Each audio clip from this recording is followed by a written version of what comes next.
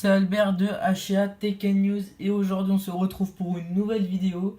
Donc une vidéo à propos des principales nouveautés d'iOS 10, qui est sortie.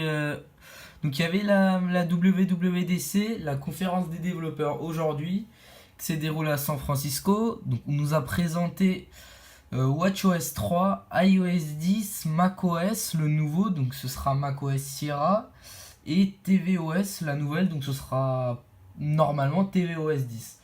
Je vais aujourd'hui vous présenter les principales nouveautés d'iOS 10 et normalement demain je vais vous faire une petite vidéo à propos donc des principales nouveautés de WatchOS 3.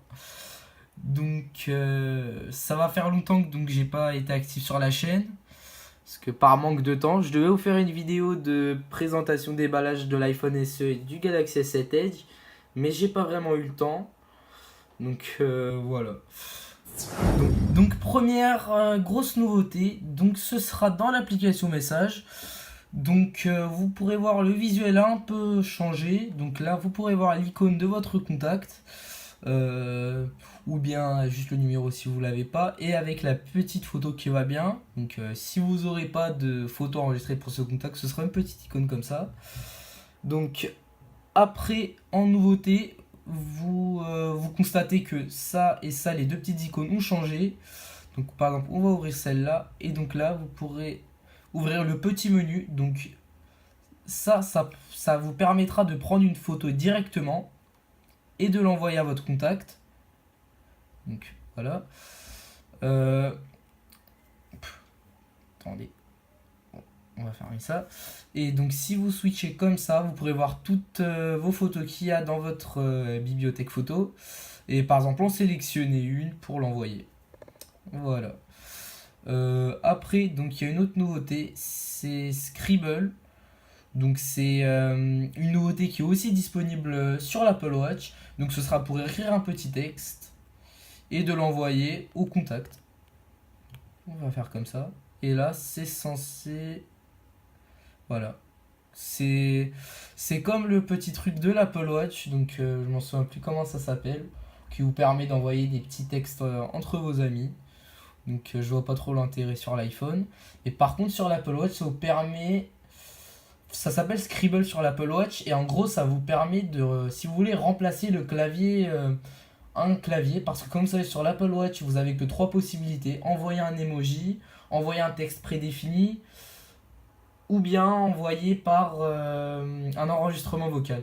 Et avec cette nouvelle option qui s'appelle Scribble, vous pourrez par exemple taper comme ça sur votre Apple Watch, et ça va s'envoyer pas sous forme d'une photo mais sous forme d'un texte.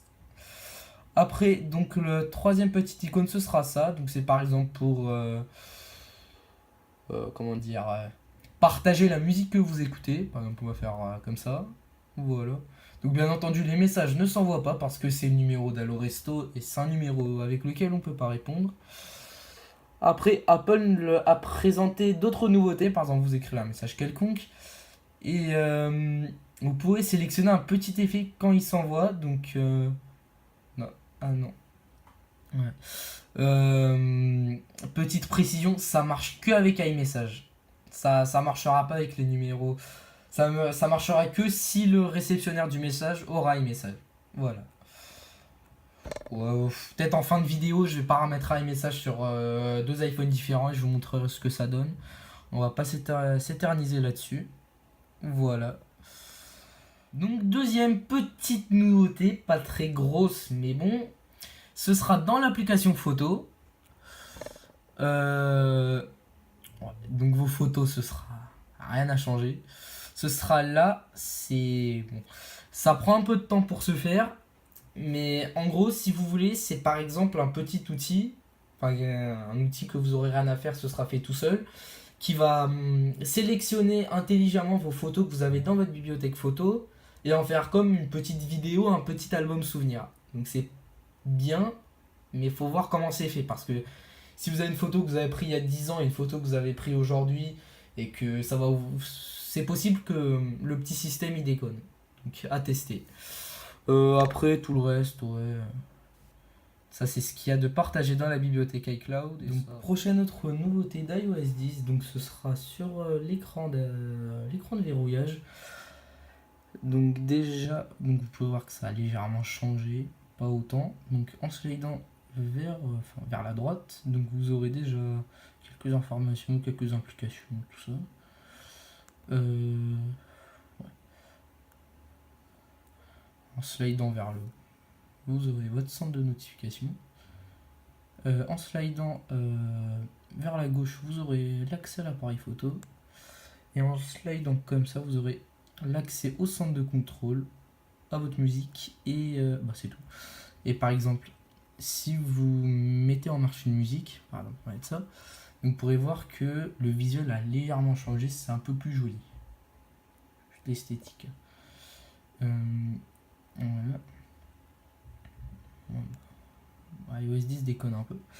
Donc autre nouveauté, ce sera dans l'application musique. Donc vous pourrez voir que ça a légèrement changé l'interface. Donc ça c'est la sélection qui a été faite par Apple Music, donc For You pour moi. Donc, pas trop mon genre, mais bon.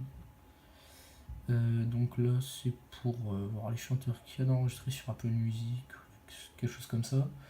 Là c'est la radio, donc Beats One, toutes les radios qu'il y a. Et là c'est pour rechercher une musique sur Apple Music. Voilà. Donc autre nouveauté, donc je vous montre ça vite fait parce que j'étais en train d'installer l'application Uber pour faire une démonstration après dans l'application Plan. C'est comme vous pouvez voir, vous savez, donc dans iOS 9 il y avait la petite icône en haut à gauche à côté de la barre de réseau, donc qui a été fait pour, par exemple, quand vous ouvrez une application à partir d'une autre pour pouvoir rentrer dans l'autre. Donc là ça a légèrement changé. Je vais essayer de faire un petit zoom. Voilà. Enfin, ça a légèrement changé, hein. Pas aussi. Voilà. Donc, autre principale nouveauté d'iOS 10, donc ce sera dans les plans. Donc, déjà, je vais vous montrer un peu l'interface. Voilà. Donc, l'interface a un peu changé, elle est un peu plus simple. Donc, pour programmer un itinéraire, vous devez faire comme ça.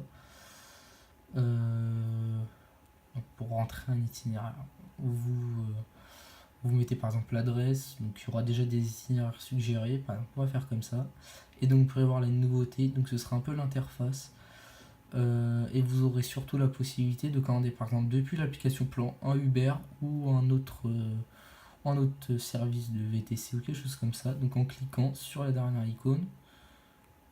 Voilà, ça veut pas, c'est bizarre, pourtant Uber est en marche. Je suis bien sur mon compte. Je vois pas pourquoi ça marche pas. Voilà. C'est bizarre. C'est censé marcher. Peut-être faire un redémarrage de l'application vite fait. C'est censé marcher, mais ça marche pas. Voilà. Donc, autre nouveauté de cet iOS 10, donc l'apparition d'une nouvelle application qui s'appelle Home. C'est pour vos accessoires HomeKit. Donc, moi j'en ai aucun. Donc l'interface ressemble à ça, et est toute vilaine parce que je n'ai rien d'HomeKit. Donc j'ai peut-être acheté quelque chose d'HomeKit pour voir et faire une petite présentation en vidéo. Donc si vous avez aucune si vous avez aucun accessoire HomeKit, donc cette application vous servira à rien.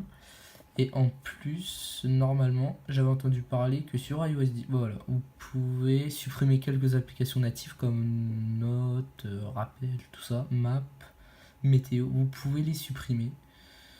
Donc, personnellement, je vous conseille de ne pas les supprimer, mais de les garder dans un dossier parce que si vous les supprimez après, je sais pas comment vous allez faire pour les retrouver. Donc, autant les garder.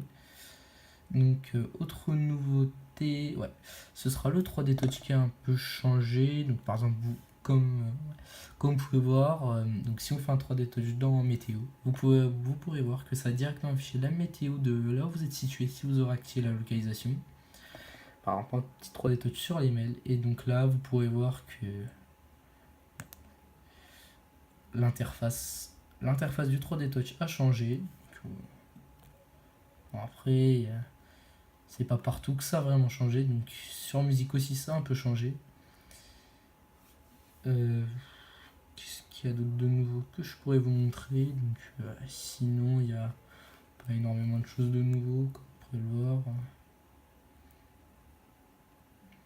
Je vous ferai une vidéo demain, normalement demain ou après-demain, donc en vous présentant WatchOS 3, donc la nouvelle version de l'Apple Watch. Petite nouveauté, donc dans l'application santé, donc Health, ça s'appelle en anglais. Mon iPhone est en anglais, donc c'est l'application santé. Ouais, donc c'est pour programmer par exemple une activité ou quelque chose comme ça, un peu comme sur l'Apple Watch. Donc je vous montrerai ça plus en détail demain sur l'Apple Watch. Ouais. Ah, ouais. Donc petit raccourci 3D Touch sur l'application réglage. Donc ça vous permet de voir un peu. Par exemple, j'ai l'impression qu'avec cet iOS 10, la batterie elle est en train de fondre. C'était, je m'en souviens à l'époque d'iOS 9 bêta 1 l'année dernière. Donc vous teniez à peine 30 minutes votre batterie, vous passez de 100% à 20%. Tellement que la bêta était mal optimisée. Donc là j'ai l'impression que ça va être pareil. Ça va pas être aussi pire que l'année dernière. Mais ça en a l'air. Voilà. Donc c'est la fin de cette vidéo. Donc pour installer cet iOS 10, donc il faudra vous rendre sur votre compte développeur. Donc on va aller dans News et Update. Donc c'est là que vous téléchargez quand vous avez un compte développeur, donc toutes les nouveautés. Par exemple là c'est les SDK. SDK ça veut dire, comment je peux vous dire ça? Je sais pas trop comment vous expliquer, donc à peu près toutes les, on va dire, bêta. Donc il y aura Xcode 8 bêta qui sera en sortie pour les développeurs, macOS 10.12, donc c'est macOS Sierra, iOS, donc iOS 10, donc vous aurez le choix de l'installer par exemple par une configuration profil de ce genre là, regardez, hop, voilà, donc c'est ce que j'ai fait, c'est le plus simple, le plus rapide, ou bien de les télécharger, c'est comme ça, voilà, ou bien de télécharger directement l'IPSW pour votre appareil et de le mettre à jour directement avec votre Mac ou votre PC. Voilà. Donc WatchOS 3 en bêta 1. Donc, ce sera également un profil normalement. Ouais. Donc je vous ferai une vidéo sur ça demain. Après, donc macOS Server, Apple Configurateur, Apple TV Remote. Donc c'est comment dire, c'est surtout, je veux dire, pour les gens comme moi qui a une Apple TV et qui a perdu la télécommande, je veux dire surtout pour ces gens-là qui veulent pas la racheter parce qu'elle coûte cher. Donc je vais l'installer tout de suite et on va peut-être la tester directement, parce que le problème c'est que non, faudra l'installer sur le Mac, puis ouais, avec Xcode, ouais.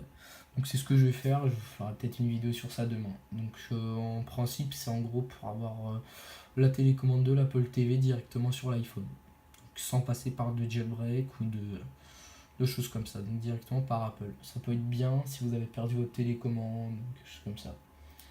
Voilà, voilà. Donc dans iOS 10 c'est fini. Voilà, un nouveau fond d'écran. Je vais vous le montrer tout de suite. Ouais, c'est là. Donc je crois qu'il y a que ça de nouveau. Donc bon, vous regarderez, vous me direz dans les commentaires s'il y a autre chose de nouveau. Si j'ai oublié quelque chose, vous me direz dans les commentaires. En tout cas, si moi je me rends compte que j'ai oublié quelque chose dans cette vidéo, demain, quoi que ce soit, je dois en refaire une sur WatchOS. Donc et je vous montrerai. Donc voilà.